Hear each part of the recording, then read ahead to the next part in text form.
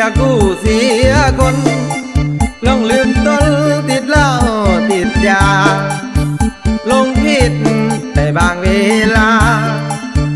กันได้ขออภัยอายสำนึกได้ให้อภัยอายแน่เด้อน้องต่อไปอายขอรับพ้องจะบ่มีอีกแล้วจำว่าจะเลิกทุกอย่างก็สัญญากับน้องด้วยใจก็เพียง